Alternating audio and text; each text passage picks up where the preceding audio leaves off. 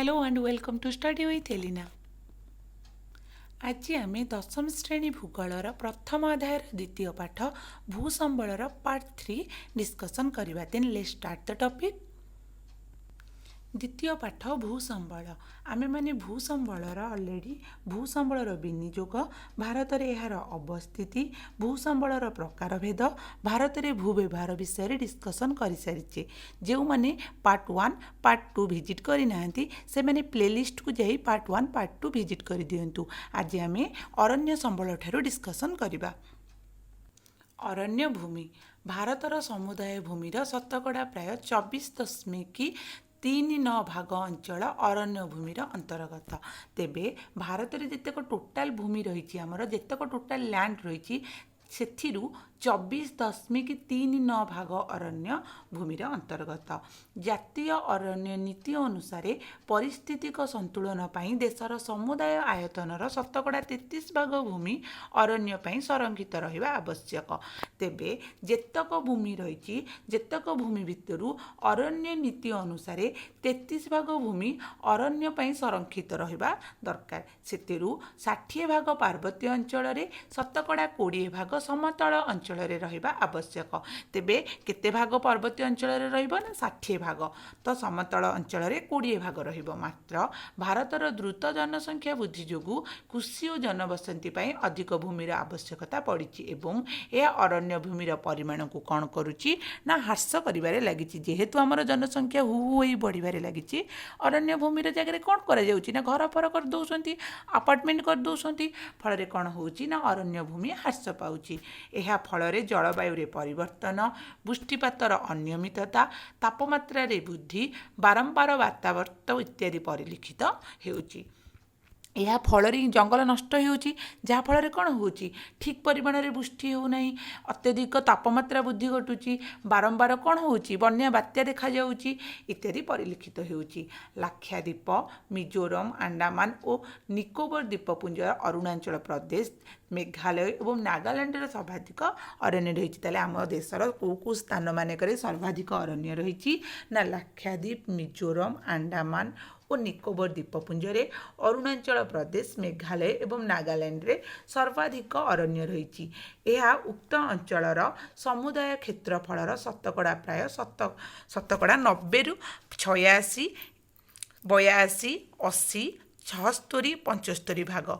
तेबे उक्त समुदाय क्षेत्रफलर शतकड़ा प्राय शतकड़ा केते रहउछि ना शतकड़ा प्राय 90, 86, 82, 80 एवं 75, 76 भाग रहउछि। सेहिपरि त्रिपुरा, जम्मू और काश्मीर, छत्तीसगढ़, गोवा, सिक्किम, त्रिपुरा, उत्तराखंड, केरल और दादरा नगर हवेली रे एहा 40 रु 75 भाग रहउछि। आसाम, मध्य प्रदेश, ओडिशा, आंध्र प्रदेश और हिमाचल प्रदेश रे एहा 20 रु 40 भाग रहउछि एवं अवशिष्ट राज्य गुड़िकर एहा 20 भागरु कम अंचल रे परिव्याप्त।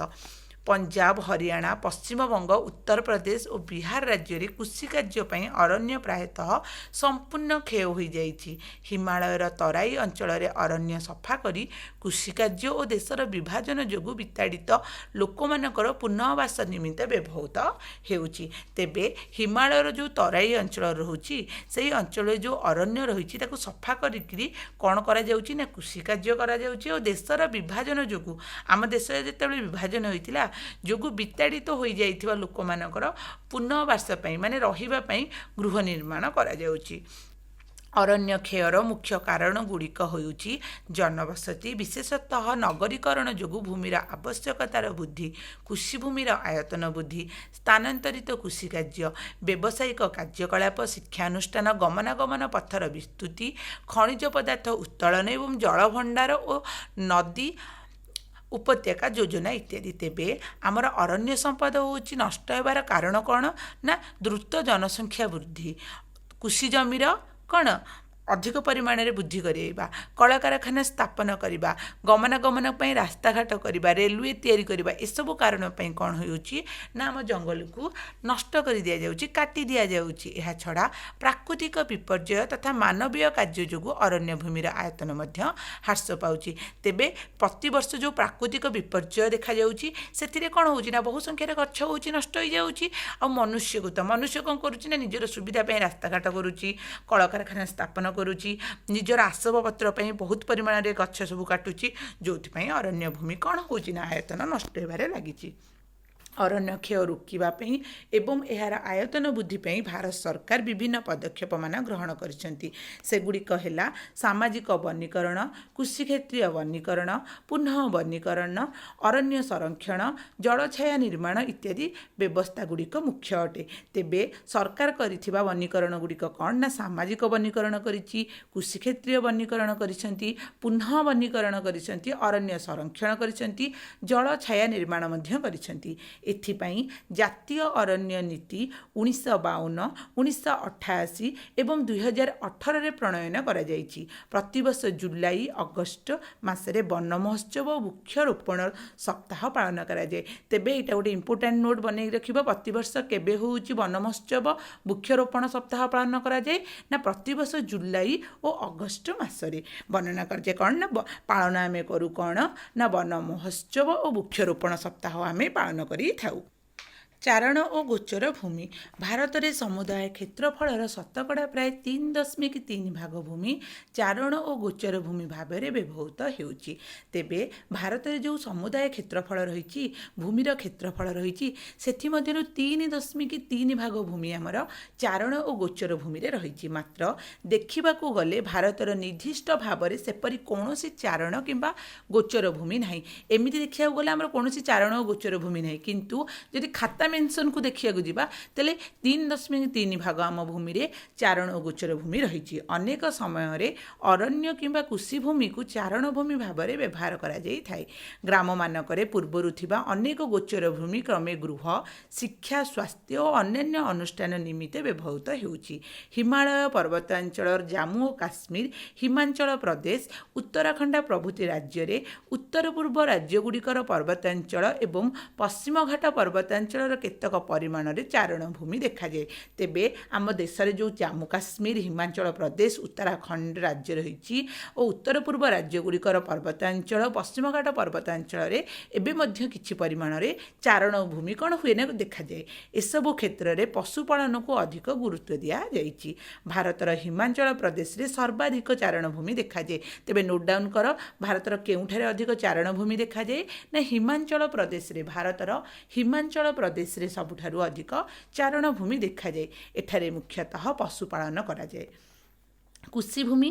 ଭାରତରେ ସମୁଦାୟ ଜନସଂଖ୍ୟାର ପ୍ରାୟ 58% ଭାଗରୁ ଉର୍ଦ୍ଧ୍ୱ ଲୋକ ପ୍ରତ୍ୟକ୍ଷ ବା ପରୋକ୍ଷ ଭାବରେ କୃଷି ଓ କୃଷିଭିତ୍ତିକ ବିଭିନ୍ନ କାର୍ଯ୍ୟ ଉପରେ ନିର୍ଭରଶୀଳ। ତେବେ ଆମ ଭାରତରେ ଯେଉଁ ସବୁ ଲୋକ ରହିଲେ, ଜନସଂଖ୍ୟା ରହିଛନ୍ତି, ତା ମଧ୍ୟରୁ 58 ଭାଗ ଲୋକ କ'ଣ ପ୍ରତ୍ୟକ୍ଷ ଭାବରେ ହୁଅନ୍ତୁ କିମ୍ବା ପରୋକ୍ଷ ଭାବରେ ଡାଇରେକ୍ଟ ହୁଅନ୍ତୁ କିମ୍ବା ଇନଡାଇରେକ୍ଟ ହୁଅନ୍ତୁ କୃଷି ଉପରେ ନିର୍ଭର କରି ରହିଥାନ୍ତି। ଏହା ମୋଟ ଜାତୀୟ ଉତ୍ପାଦନ ଜିଡିପି। ତ ଜିଡିପି ରହୁଛି କ'ଣ ହେଲା ନା ମୋଟ ଜାତୀୟ ଉତ୍ପାଦନ ପ୍ରାୟ 15.8%। ଦେଶର ସମୁଦାୟ କ୍ଷେତ୍ରଫଳର ପ୍ରାୟ ଅତ୍ୟଧିକ ଭୂମି ବିଭିନ୍ନ ପ୍ରକାର ଖାଦ୍ୟଶସ୍ୟ, ଅର୍ଥକାରୀ ଫସଲ, ତୈଳବୀଜ, ପନିପରିବା, ଫଳ ଓ ଫୁଲ ପ୍ରଭୃତି ଉତ୍ପାଦନରେ ବ୍ୟବହୃତ ହୁଏ। ତେବେ ଆମ ଭାରତରେ ଯେଉଁ ଭୂମି ରହିଛି ତାର ଅଧିକ କ'ଣ ହୁଏ ନା ଖାଦ୍ୟଶସ୍ୟ ଉତ୍ପାଦନ ହୁଏ, ଅର୍ଥକାରୀ ଫସଲ ହୁଏ, ତୈଳବୀଜ, ପନିପରିବା, ଫୁଲ, ଫଳ ଇତ୍ୟାଦିକୁ କ'ଣ କରାଯାଏ ନା ଚାଷ କରାଯାଏ। କୃଷିଜାତ ଦ୍ରବ୍ୟ କଞ୍ଚାମାଲ ଭାବେ କ'ଣ ହୁଏ ନା ଶିଳ୍ପ କେନ୍ଦ୍ର ଗୁଡ଼ିକରେ ଏବଂ ଏହା ଉତ୍ପାଦ ବଜାରରେ ମୁଖ୍ୟ ଭୂମିକାକୁ ଗ୍ରହଣ କରିଥାଏ। ଏହା ପୃଥିବୀର ଅନ୍ୟାନ୍ୟ ଦେଶଗୁଡ଼ିକ ତୁଳନାରେ ଯଥେଷ୍ଟ ଅଧିକ ହେଲେ ହେଁ ଦ୍ରୁତ ଜନସଂଖ୍ୟା ବୃଦ୍ଧି ଯୋଗୁଁ ମୁଣ୍ଡ ପିଛା ଚାଷ ଜମି କ୍ରମଶଃ ହ୍ରାସ ପାଇବାରେ ଲାଗିଛି। ପୃଥିବୀରେ ମୋଟ ଚାଷ ଜମିର ଆୟତନ ଏହାର ସମୁଦାୟ କ୍ଷେତ୍ରଫଳର ପ୍ରାୟ 32% ଭାଗ। ମାତ୍ର ଏହା ଭାରତର ପ୍ରାୟ 46ରୁ 64% ଭାଗ। ସ୍ୱାଧୀନତା ପ୍ରାପ୍ତି ପରେ ସମୁଦାୟ ଚାଷ ଜମିର ପରିମାଣର ବୃଦ୍ଧି ପରିଲକ୍ଷିତ ହୋଇଛି। 1950ରୁ 51ରେ ଏହା ପ୍ରାୟ 118.75 ନିୟୁତ ହେକ୍ଟର ଥିଲାବେଳେ ଏହା ବୃଦ୍ଧି ପାଇ 2018ରୁ 2019ରେ ପ୍ରାୟ 199.74 ନିୟୁତ ହେକ୍ଟର ହୋଇଛି। ତେବେ ଆମର ଯେତେକ ମୋଟ ଚାଷ ଜମି ରହିଛି ତାର ଆୟତନ ସେଥିରୁ ଶତକଡ଼ା ହେଉଛି 32 ଭାଗ ହେଉଛି ଆମର ରହୁଛି ଭାରତରେ। ମାତ୍ର ଭାରତର ଶତକଡ଼ା 46ରୁ 64 ଭାଗ କ'ଣ ରହୁଛି ନା ଆମ ଭାରତରେ ରହୁଛି। ସ୍ୱାଧୀନତା ପ୍ରାପ୍ତି ପରେ କ'ଣ ହେଉଛି ନା 1950ରୁ 51 ଭିତରେ ଆମର 118.75 ନିୟୁତ ହେକ୍ଟର ଥିବାବେଳେ ଏହା ବୃଦ୍ଧି ପାଇ 2018ରୁ 2019ରେ ଏହା 199.74 ନିୟୁତ ହେକ୍ଟରରେ ପହଞ୍ଚିଛି।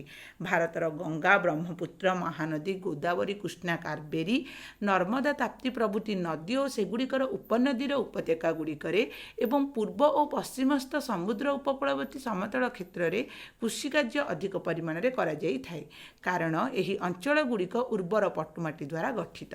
ଗୁଜୁରାଟ, ମହାରାଷ୍ଟ୍ର ପ୍ରଭୃତି ରାଜ୍ୟର ଲାଭଜନିତ ମାଳଭୂମିରେ ମଧ୍ୟ କୃଷିକାର୍ଯ୍ୟ କରାଯାଏ। ନଦୀ, ପ୍ଲାବନ ଭୂମି ଓ ତ୍ରିକୋଣଭୂମି ଅଞ୍ଚଳରେ ବିଶେଷ ଭାବରେ କୃଷିକାର୍ଯ୍ୟ କରାଯାଏ। ପାର୍ବତ୍ୟ ଢାଲୁ ଓ ମାଳଭୂମି ଅଞ୍ଚଳରେ ଶୁଷ୍କ କୃଷି, ସୋପାନ କୃଷି, ରୋପଣ କୃଷି ଇତ୍ୟାଦି କରାଯାଏ। ଓଡ଼ିଶା, ଆସାମ, ଛତିଶଗଡ଼ ଆଦି ରାଜ୍ୟରେ ପର୍ବତାଞ୍ଚଳରେ ଅରଣ୍ୟ କାଟି ପୋଡ଼ି ସ୍ଥାନାନ୍ତରିତ କୃଷି କରାଯାଇଥାଏ। ଓଡ଼ିଶାରେ ଏହାକୁ ପୋଡ଼ୁ ଚାଷ ଓ ଆସାମରେ ଝୁମ୍ ବୋଲି କୁହାଯାଏ। ତେବେ କ'ଣ କରାଯାଏ ନା ଅରଣ୍ୟକୁ କାଟି ସେଥିରେ ନିଆଁ ଲଗେଇ କ'ଣ କରାଯାଏ ନା ଗୋଟେ କୃଷି କରାଯାଏ ଯାହାକୁ ପୋଡ଼ୁ ଚାଷ ବୋଲି କୁହାଯାଏ। ସେହି ପୋଡ଼ୁ ଚାଷ ଓଡ଼ିଶାରେ ତାକୁ ପୋଡ଼ୁ ଚାଷ କୁହାଯିବା ବେଳେ ଆସାମରେ ସେହି ଚାଷକୁ କ'ଣ କୁହାଯାଏ ନା ଝୁମ୍ ଚାଷ କୁହାଯାଏ। କୃଷି ଅଲଭ୍ୟ ଭୂମି, ଏହି ଭୂମିରେ ଅଣକୃଷି ସମୁଦାୟ ଭୂବ୍ୟବହାର ଦେଖାଯାଏ, ଯଥା ଜନବସତି, ଯାତାୟାତ ପଥ, କେନାଲ, ଖଣି ଖଦନ ଇତ୍ୟାଦି। ପତିତ ତଥା ଅଣକୃଷି ଭୂମି ଯଥା ପାହାଡ଼, ମରୁଭୂମି, ଜଳଭୂମି, ନଦୀ, ଗଣ୍ଡ ଇତ୍ୟାଦି। ପ୍ରଥମ ପ୍ରକାର ବ୍ୟବହାର ଭୂମିର ଆୟତନ କ୍ରମଶଃ ବୃଦ୍ଧି ପାଇବାରେ ଲାଗିଛି, ଯେଉଁଟାକି ଜନସଂଖ୍ୟା ଉପରେ ଯାଉଛି। 1950ରୁ 51ରେ ଏହା ପ୍ରାୟ 9.36 ନିୟୁତ ହେକ୍ଟର ଥିଲାବେଳେ 2012ରୁ 2013ରେ ଏହା ବୃଦ୍ଧି ପାଇ 26.5 ନିୟୁତ ହେକ୍ଟର ହୋଇଛି। କାରଣ ଏହି ସମୟରେ ଦେଶର ଅର୍ଥନୈତିକ ପ୍ରଗତି ଦେଖାଯାଉଛି, ନଗରୀକରଣ ଦେଖାଯାଉଛି, ଶିଳ୍ପୀକରଣ, ରାସ୍ତାଘାଟ ଇତ୍ୟାଦି ବୃଦ୍ଧି ପାଉଛି, ଯେଉଁଟାକି ଜନସଂଖ୍ୟା ଉପରେ ନିର୍ଭର କରୁଛି। ଆମ ଜନସଂଖ୍ୟା ବୃଦ୍ଧି ପାଇବା ଦ୍ୱାରା କ'ଣ ହେଉଛି ନା ଅଧିକ ରାସ୍ତାଘାଟ ଦରକାର ହେଉଛି, ନଗରୀକରଣ ଦେଖାଯାଉଛି, ଅର୍ଥନୈତିକ ପ୍ରଗତି ବଢ଼ାଇବାକୁ ପଡ଼ୁଛି, ଶିଳ୍ପୀକରଣ ବି ବଢ଼ାଇବାକୁ ପଡ଼ୁଛି। ସେଥିପାଇଁ ଏହା କ'ଣ ହେବାରେ ଲାଗିଛି ନା ଧୀରେ ଧୀରେ ବୃଦ୍ଧି ପାଇବାରେ ଲାଗିଛି।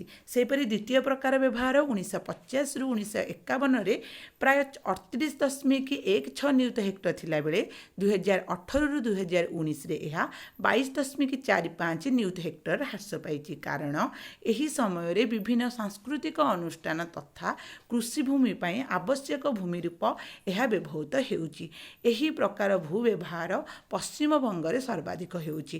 ତେବେ ଯେଉଁ ଦ୍ୱିତୀୟ ପ୍ରକାରର ଭୂମି ରୂପରେ ବ୍ୟବହାର ହେଲା ତାହା ଅଧିକ କେଉଁଠି ବ୍ୟବହାର ହେଉଛି ନା ତାର ବ୍ୟବହାର ଅତ୍ୟଧିକ ପଶ୍ଚିମବଙ୍ଗରେ ହିଁ ହୋଇଛି।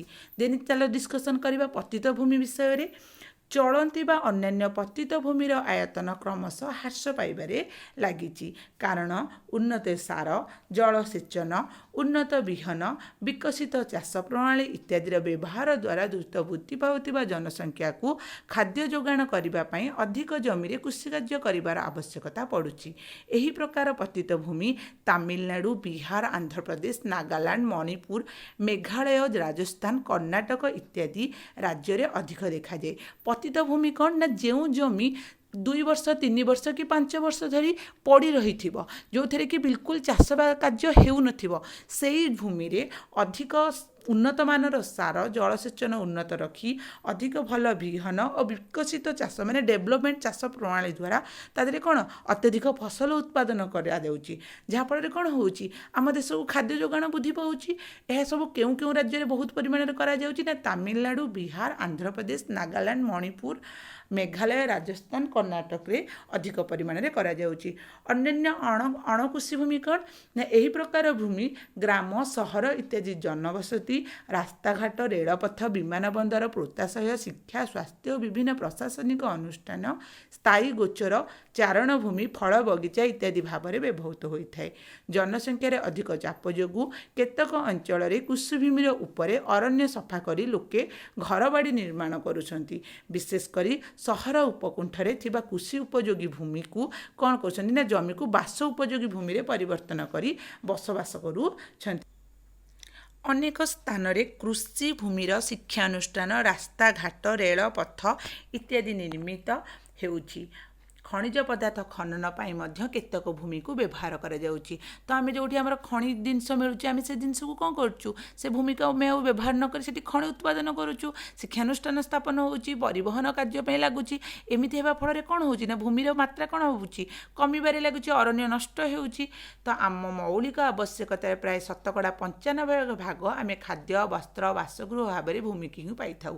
ଫଳରେ ଅର୍ଥନୈତିକ ପ୍ରଗତି ସହିତ ଭୂମିର ବ୍ୟବହାରରେ ବିଶେଷ ପରିବର୍ତ୍ତନ ତଥା ଭୂକ୍ଷୟଜନିତ ସମସ୍ୟାର ସମ୍ମୁଖୀନ ହେବାକୁ ପଡ଼ୁଛି। ଏହା ପ୍ରାକୃତିକ ଭୂକ୍ଷୟକୁ ମଧ୍ୟ ଅନେକାଂଶରେ ସାହାଯ୍ୟ କରିଥାଏ। ଅଧୁନା 2019ରେ ଭାରତରେ ଏପରି ହ୍ରାସ ପାଇଥିବା କ୍ଷୟ ଭୂମି ହେଉଛି ପ୍ରାୟ 96.4 ନିୟୁତ ହେକ୍ଟର। ଏଥିରୁ ପ୍ରାୟ 28% ହେଉଛି ଅରଣ୍ୟ ଭୂମି, 56% ହେଉଛି ଜଳଦ୍ୱାରା କ୍ଷୟିତ ଭୂମି ଏବଂ ମନୁଷ୍ୟକୃତ କ୍ଷୟିତ ଭୂମି।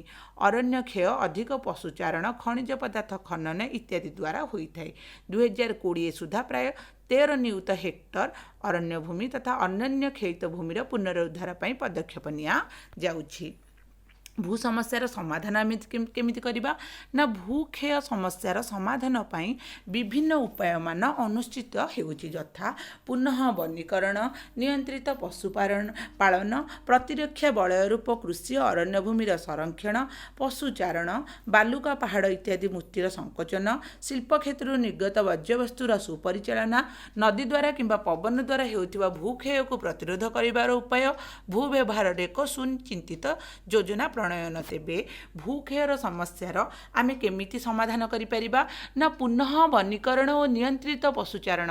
ପୁନଃ ବନୀକରଣ ମାନେ ନୂତନ ଅରଣ୍ୟ ସୃଷ୍ଟି କରିବା ଓ ନିୟନ୍ତ୍ରିତ ପଶୁପାଳନ ମାନେ ଯେଉଁଠି ଗୋଚର ଭୂମି ସେଇଠି ହିଁ ପଶୁଚାରଣ କରିବାକୁ ଦେବା, ସବୁ ଜାଗାକୁ ପଶୁକୁ ଚାରଣ କରିବା ପାଇଁ ଛାଡ଼ିବା ନାହିଁ।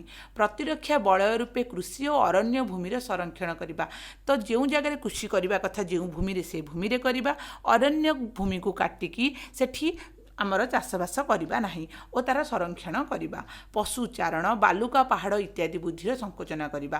ତେବେ ପଶୁଚାରଣ ପାଇଁ ଅଲଗା ଭୂମି କରିବା, ବାଲୁକା ପାହାଡ଼ ଇତ୍ୟାଦି ମାନେ ପାହାଞ୍ଚ ପାହାଞ୍ଚ ଉପାୟରେ ଯେପରି ମାଟି ଓ ମୃତ୍ତିକା କ୍ଷୟ ନ ହୁଏ ସେଥିପାଇଁ କ'ଣ ହେବ ନା ବାଲୁକା ପାହାଡ଼ ଦେଇ ଆମେ କ'ଣ କରିବା ନା ତା'ର ବୁଦ୍ଧିକୁ ସଂକୋଚନ କରିବା, କମେଇବାକୁ ଆରମ୍ଭ କରିବା। ଶିଳ୍ପ କ୍ଷେତ୍ରରୁ ନିର୍ଗତ ବର୍ଜ୍ୟବସ୍ତୁର ସୁପରିଚାଳନା କରିବା। ତେବେ ଯେଉଁ କଳକାରଖାନାମାନଙ୍କରୁ ଯେଉଁ ନିର୍ଗତ କ'ଣ ବର୍ଜ୍ୟବସ୍ତୁ ସେଇଟା ହେଉଛି ତାଙ୍କର ହେଉଛି ଲିକ୍ୱିଡ଼ ଆକାରରେ କେଉଁ ଅସନା ଜିନିଷ ପାଣି ଆକାରରେ ହେଉ କିମ୍ବା ତା'ର ବାୟୁମଣ୍ଡଳକୁ ପ୍ରଦୂଷିତ କରୁଥିବା ଧୂଆଁ ଆକାରରେ ବି ହେଉ, ସେଗୁଡ଼ିକୁ ନିୟନ୍ତ୍ରିତ କରିବା। ଯାହାଫଳରେ ତା'ର ଇଫେକ୍ଟ କାହା ଉପରେ ପଡ଼ୁଛି, ଆମ ଏନଭାରମେଣ୍ଟ ଉପରେ ପଡ଼ୁଛି, ଆମ ପରିବେଶ ଉପରେ ପଡ଼ୁଛି।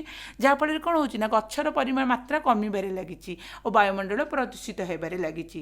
ନଦୀ ଦ୍ୱାରା କିମ୍ବା ପବନ ଦ୍ୱାରା ହେଉଥିବା ଭୂକ୍ଷୟକୁ ପ୍ରତିରୋଧ କରିବାର ଉପାୟ। ତେବେ ବନ୍ୟା ଯେବେ ଆସୁଛି ଅଧିକ ପରିମାଣରେ କ'ଣ କରୁଛି ନା ପାଣିର ସୁଅ ଯେତେବେଳେ ଆସୁଛି ଆମ ଗଛ ଗୁଡ଼ିକୁ କ'ଣ କରୁଛି ଭାଙ୍ଗି ଦେଉଛି। ପବନ ବାରବାର ବାତ୍ୟା ହେବା ଦ୍ୱାରା କ'ଣ ହେଉଛି ନା ଜଙ୍ଗଲ ନଷ୍ଟ ହେବାରେ ଲାଗିଛି। ଜଙ୍ଗଲରେ କ'ଣ ନିଆଁ ଲାଗିବା ଦ୍ୱାରା ଜଙ୍ଗଲ ବି କ'ଣ ପୋଡ଼ିକି ନଷ୍ଟ ହେବାରେ ଲାଗିଛି। ତାକୁ ଆମେ କ'ଣ କରିବା ନା ପ୍ରତିରୋଧ କରିବାର ନିୟମ ସବୁ ବା ଉପାୟ ସବୁ ବାହାର କରିବା।